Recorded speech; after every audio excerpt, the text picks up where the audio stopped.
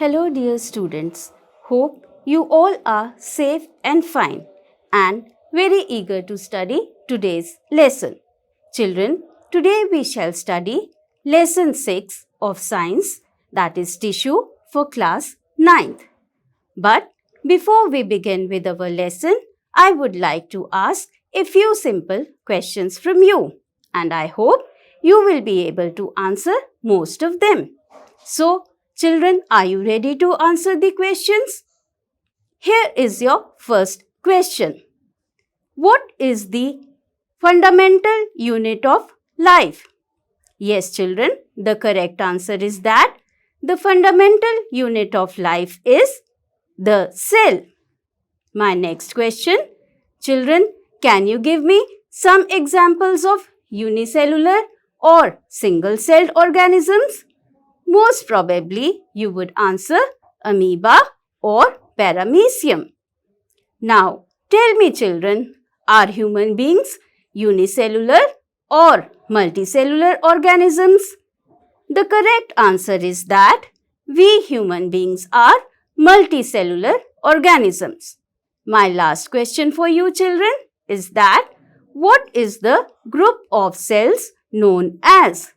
Yes, the correct answer is that the group of cells is known as tissues. So children, let us study about tissues and their types in detail in our today's lesson. Let us first of all define what is a tissue. A group of cells that are similar in structure and work together to achieve a particular function is called a tissue.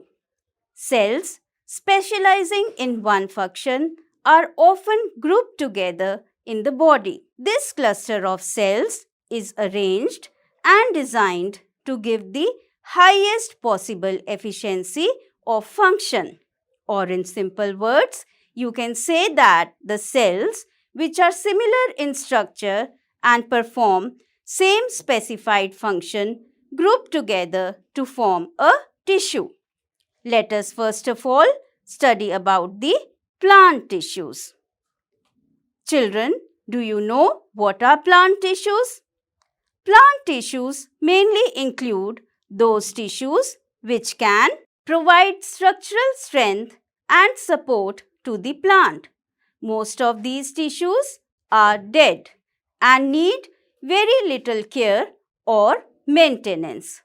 Plant tissues are mainly of two types, meristematic tissue and permanent tissue. Meristematic tissue. This tissue is also known as dividing tissue. The growth of the plants occurs only in certain specific regions.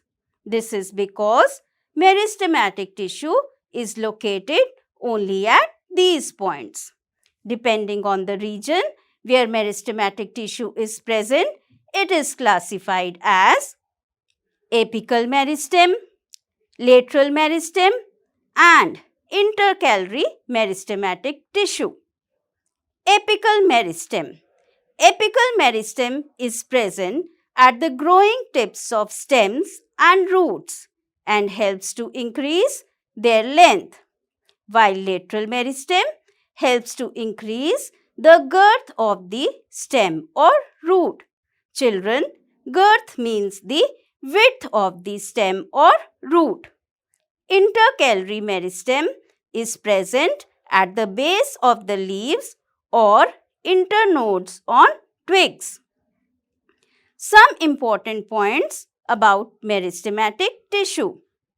Cells of this tissue are very active. Cells of this tissue have dense cytoplasm, thin cellulose walls and prominent nuclei. Cells lack vacuoles. Children, after studying about meristematic tissue, let us now study about permanent tissue in detail. Cells of meristematic tissue, when lose the ability to divide and take up a specific role to perform, then they transform into permanent tissue. This process of taking up a permanent shape, size, and a function is called differentiation. Permanent tissue in plants is of two types: simple permanent tissue and complex permanent tissue. Simple permanent tissue. It is further classified into three types: parenchyma, collenchyma, and sclerenchyma. Parenchyma. In plants, a few layers of cells form the basic packing tissue. This tissue is the parenchyma. It consists of relatively unspecialized cells with thin cell walls. They are live cells and are usually loosely packed, so that large spaces called intercellular spaces are found between the cells in this tissue. Children, this will become more clear to you by looking at this picture of parenchymatous tissue. In this picture, you are shown both transverse section and longitudinal section of the parenchymatous tissue.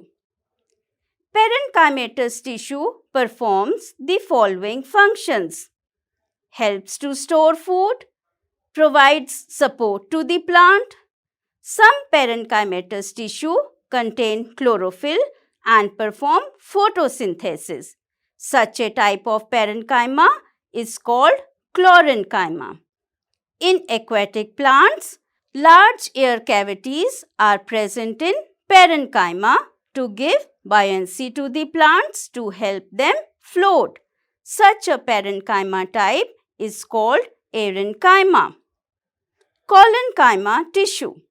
Flexibility in plants is due to collenchyma. It allows easy bending in various parts of a plant like leaf, stem without breaking. It also provides mechanical strength to plants. We can find this tissue in leaf stalks below the epidermis. The cells of this tissue are living, elongated, and irregularly thickened at the corners. There is very little intercellular space. Here you can see a transverse and longitudinal section of this type of tissue in this picture. Next type of permanent tissue is sclerenchyma. It is the tissue which makes the plant hard and stiff. Children, you must have seen the husk of a coconut. It is made of sclerenchymatous tissue. The cells of this tissue are dead.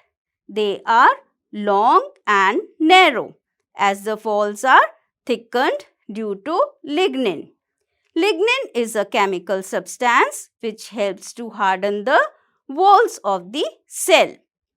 Often these walls are so thick that there is no internal space inside the cell. This tissue is present in stems, around vascular bundles, in the veins of leaves, and in the hard covering of seeds and nuts. It provides strength to the plant parts. Next type is the protective tissue. The main function of this tissue is to provide protection to the plant.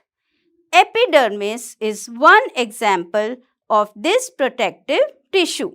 The outermost layer of the main parts of a plant, like the leaves, roots, and stems, is covered by epidermis. The entire surface of a plant has this outer covering of epidermis to protect all these parts of the plants.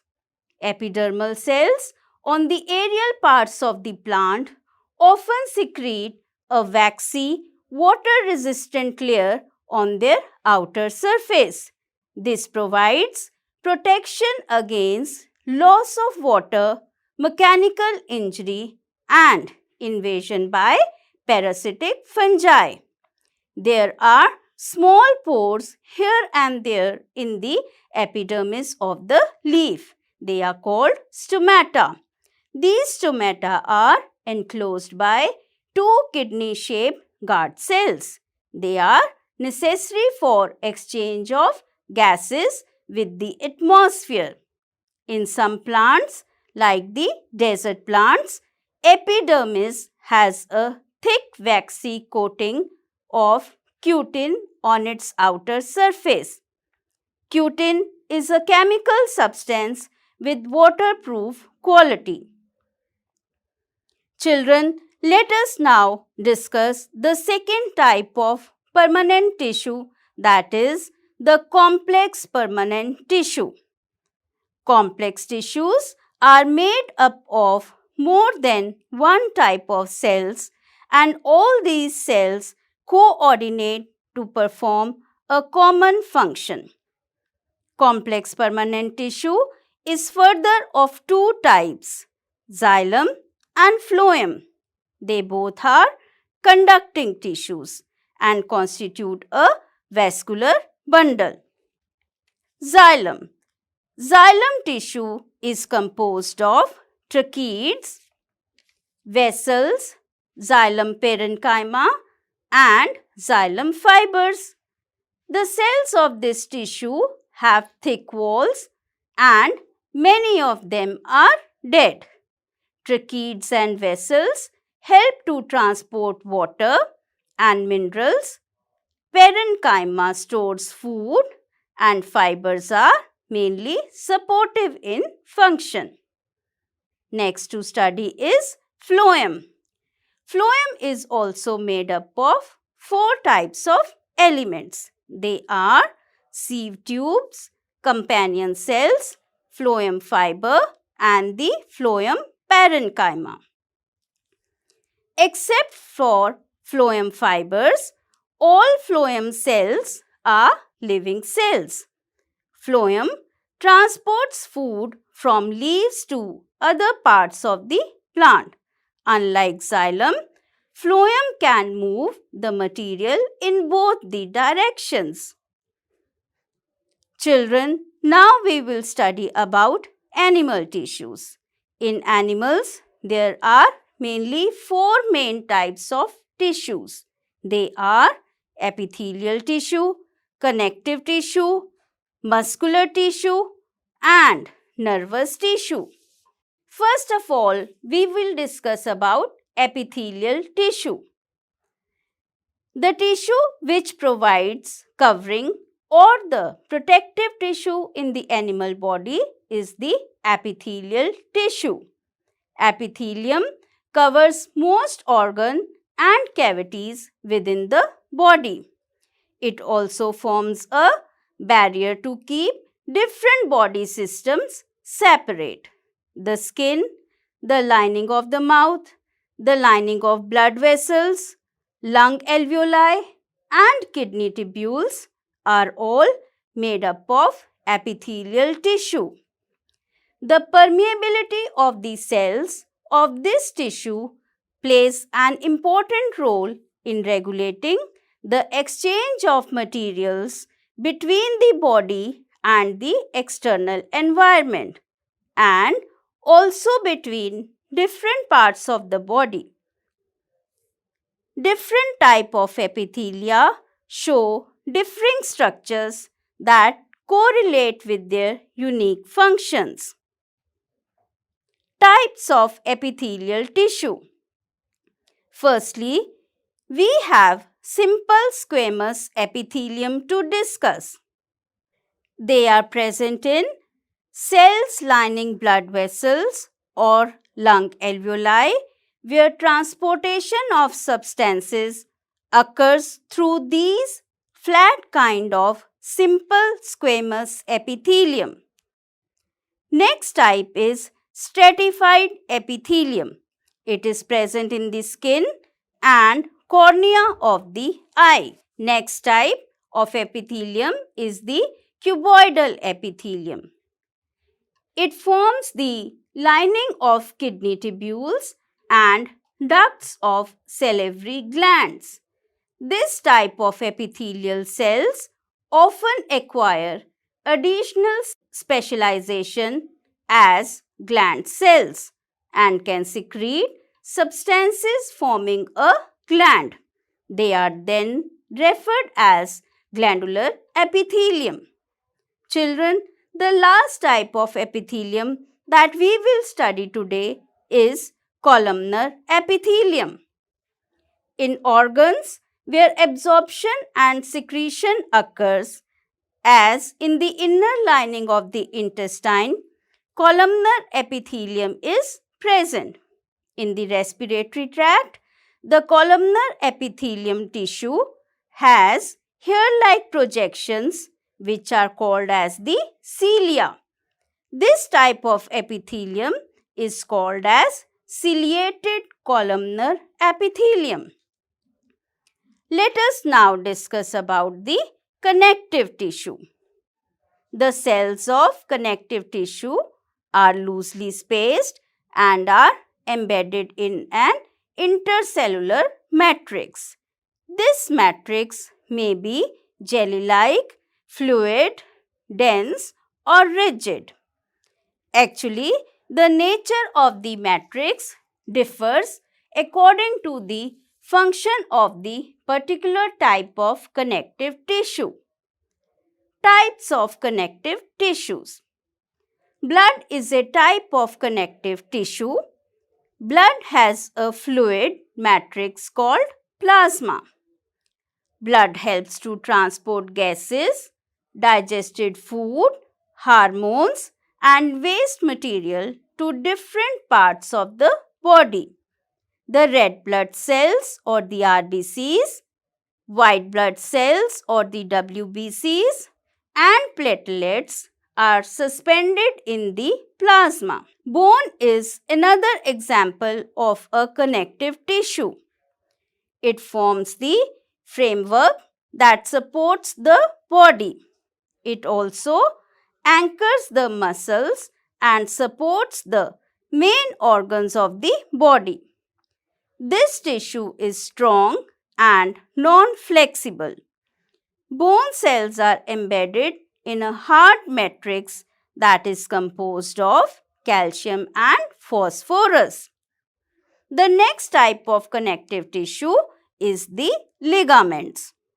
Two bones are connected to each other by this very elastic connective tissue called the ligament. Ligament contains very little matrix. Another type of connective tissue is tendons.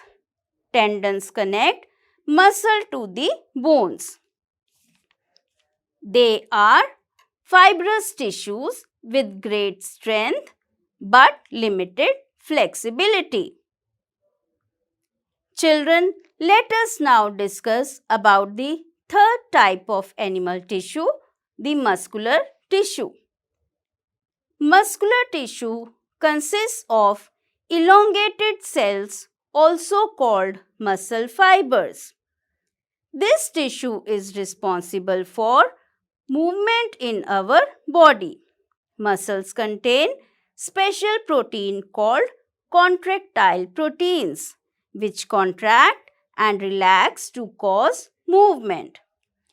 Muscular tissue is further of three types: striated muscles, smooth muscles, and cardiac muscle. Let us discuss them one by one in detail. First of all, striated muscles or the voluntary muscles. We can move some muscles by our own conscious will. Muscles present in our limbs move when we want them to and stop when we so decide. Such muscles are called voluntary muscles. These muscles are also called skeletal muscles as they are mostly attached to the bones and help in the body movement. If we observe under the microscope, these muscles show alternate light and dark bands or the striations. when stained appropriately. That is why this type of muscles are also called striated muscles. The cells of this tissue are long, cylindrical, unbranched, and multinucleate. The next type is smooth muscles or unstriated muscles. The movement of food in the alimentary canal or the contraction and relaxation of blood vessels are not voluntary movements. That means we cannot start them or stop them simply by wanting to do so. Such involuntary movements are controlled by smooth muscles. They are also found in the iris of the eye, in ureters, and in the bronchi of the lungs. The cells of this tissue are long with pointed ends. Such a shape is called spindle shape, and the cells are uninucleate. The smooth muscles are also called unstriated muscles as they do not show any striations in them. The next type is the cardiac muscle. Cardiac muscles are found in the heart. These muscles show rhythmic contraction and relaxation throughout the life. These are also involuntary muscles. Heart muscle cells are cylindrical, branched, and uninucleate. Children, you can compare the structure of different types of muscular tissues by looking at their pictures shown to you. Note their shape, number of nuclei, and position of nuclei within the cell for their comparative study. Now, the last type of animal tissue that we will study today in this lesson is the nervous tissue. Cells of the nervous tissue are highly specialized for being stimulated and then transmitting the stimulus very rapidly from one place to another within the body. The brain, spinal cord, and nerves are all composed of the nervous tissue. The cells of this tissue are called nerve cells or neurons. A neuron consists of a cell body with a nucleus and cytoplasm from which long, thin hair-like parts arise, as you can see in the picture shown to you here. Usually, each neuron has a single long part called the axon and many short branched parts called dendrites. An individual nerve cell may be up to a meter long. Many nerve fibers bound together by connective tissue to make up a nerve. Nerve impulses allow us to move our muscles according to our own will. Dear children, let us now give a quick revision to whatever we have studied in this lesson today. Tissue is a group of cells similar in structure and function.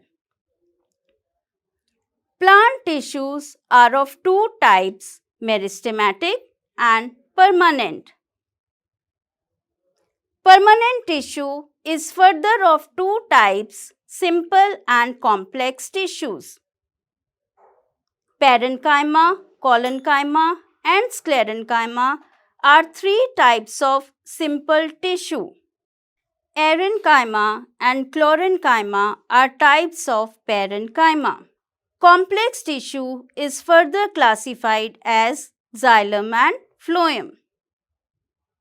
Animal tissues are of four types: epithelial, connective, muscular, and nervous tissue. Epithelial tissue is further classified as squamous, cuboidal, columnar, and stratified. The different types of connective tissues are blood, bone, ligaments, and tendons. Muscular tissue is of three types: striated, unstriated, and cardiac. Children, now I will ask you some questions and hope that you will be able to answer them all correctly. So children, ready for the questions? The first question goes like this. Inner lining of the mouth is composed of which type of tissue? And the correct answer is that the inner lining of the mouth is composed of simple squamous epithelium. The next question. Which tissue helps in the transport of food in the plants? The correct answer is phloem. Now children, you have to fill in the blanks in some of the questions. Blood is a dash tissue. You have to fill in the blank. The correct answer is connective tissue, or blood is a connective tissue. Next question. Tissue connecting two bones together is called a dash tissue. Tissue connecting two bones together is called a dash tissue. And the correct answer is ligament. The next question. Small pores present in the epidermis of a leaf are called dash. I am again repeating. Small pores present in the epidermis of a leaf are called dash. And the correct answer is they are called stomata. Your next and last question is a very interesting question. Here you are given a picture of nerve cell or a neuron, and children, you have to label all its parts. I know children, you will be able to do it, but let me still help you out. The central part is the nucleus. The short branches which you can see here are the dendrites. This long branch here which you can see is the axon. With this, we come to the end of our today's lesson, that was tissues. Hope children, you enjoyed learning the lesson with me. But for a better understanding of the lesson, you just have to read the lesson once from your textbooks. And children, try to answer all the questions given in the exercise. We will soon meet again with the next lesson. Till then, stay safe, stay healthy. Thank you.